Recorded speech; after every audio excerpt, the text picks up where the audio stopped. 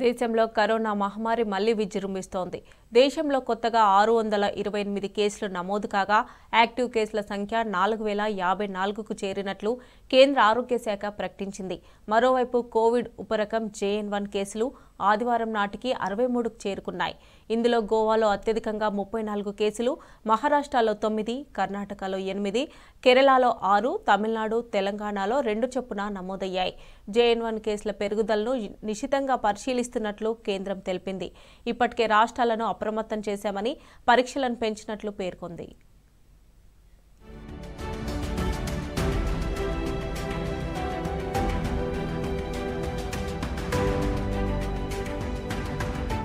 దేశంలో కరోనా కేసులు పెరుగుతున్నాయి. దేశంలో నిన్న 628 కొత్త కోవిడ్ కేసులు నమోదయ్యాయి. దీంతో యాక్టివ్ కేసుల సంఖ్య 4054 చేరినట్లు కేంద్ర ఆరోగ్య మంత్రిత్వ శాఖ వెల్లడించింది. ఆదివారం కేరళకు చెందిన ఓ వ్యక్తి మరణించగా మొత్తం మరణాల సంఖ్య 5,33,334కు చేరింది. ఇప్పటి వరకు కరోనా బారిన పడిన వారి సంఖ్య 4,50,09,248కు పెరిగిందని తెలిపింది. కేరళలో ఒక్క రోజులో 128 కొత్త కేసులు నమోదయ్యాయి. దీంతో యాక్టివ్ కేసుల సంఖ్య 3,128కి చేరింది. తాజా మరణంతో కలిపి ఇప్పటి వరకు కేరళలో 72,064 మంది చనిపోయినట్లు ఆరోగ్య శాఖ వెల్లడించింది.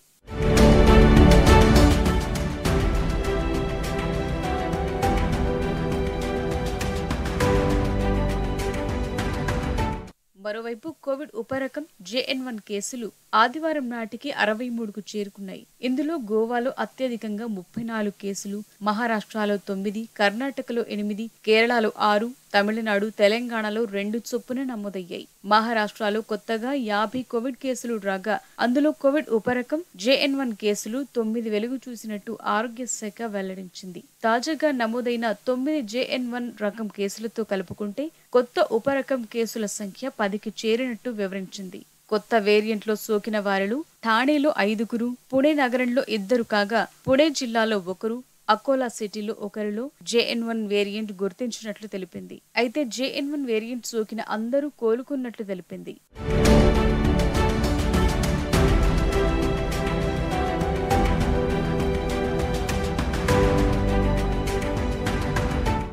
JN1 కేసుల పెరుగుదలను నిశితంగా పరిశీలిస్తున్నట్టు నీతి ఆయోగ్ సభ్యుడు డాక్టర్ వికే పాల్ చెప్పారు. ఇప్పటికే రాష్ట్రాలను అప్రమత్తం చేశామని, పరీక్షలను పెంచామని తెలిపారు. దేశంలో కేసులు పెరిగినప్పటికీ అందులో 92% మంది రోగులు ఇంట్లోనే చికిత్స పొందుతున్నట్టు వివరించారు. ఆసుపత్రిలో చేరే వారి సంఖ్యలో పెరుగుదల లేదని, చేరిన వారంతా ఇతర ఆరోగ్య సమస్యలతో వచ్చిన వారేనని చెప్పారు. JN1 వేరియంట్ సోకిన వారిలో స్వల్ప లక్షణాలు మాత్రమే కనిపిస్తున్నాయని, బాధితులు త్వరగా కోలుకునే అవకాశాలున్నాయని వైద్యులు చెప్తున్నారు. కేరళలో కొన్ని రోజుల క్రితం ఈ JN1 వేరియంట్ కు సంబంధించి తొలి కేసు బయటపడింది. 79 ఏళ్ల మహిళకు ఇది సోకింది. అయితే ఆమె ఇంట్లోనే ఉండి పూర్తిగా కోలుకున్నారని, ఇప్పుడు ఆరోగ్యంగా ఉన్నారన్నారు. ఈ ఉపరకం కేసులు ఇప్పటికే పలు దేశాల్లో వెలుగు చూసినట్లు ప్రపంచ ఆరోగ్య సంస్థ వెల్లడించింది.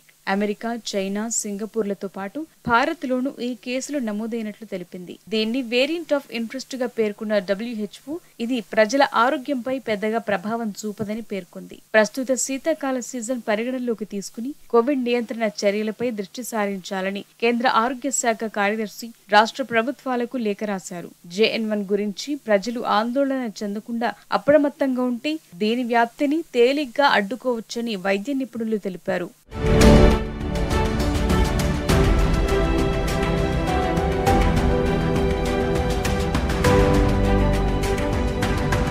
అటు తెలంగాణలోనూ కరోనా కేసులు పెరుగుతున్నాయి. గడచిన 24 గంటల్లో 10 పాజిటివ్ కేసులు నమోదైనట్లు రాష్ట్ర ఆరోగ్య శాఖ వెల్లడించింది. వీటిలో హైదరాబాద్లో 9, కరీంనగర్లో 1 కేసు నమోదయ్యాయి. ఈ మేరకు రాష్ట్ర వైద్యారోగ్య శాఖ బులెటిన్ విడుదల చేసింది. గడచిన 24 గంటల వ్యవధిలో కరోనా మహమ్మారి నుంచి 1 కోలుకున్నారు. మరో 55 మంది ఐసోలేషన్ లో ఉన్నారు. ఇంకో 12 మంది రిపోర్టులు రావాల్సింది. రాష్ట్రంలో ఇప్పటి వరకు JN1 వేరియంట్ కేసులు నమోదు కాలేదని వైద్యారోగ్య శాఖ ప్రకటించింది. ప్రజలెవరూ భయపడాల్సిన అవసరం లేదని, అప్రమత్తంగా ఉంటే సరిపోతుందని సూచించారు.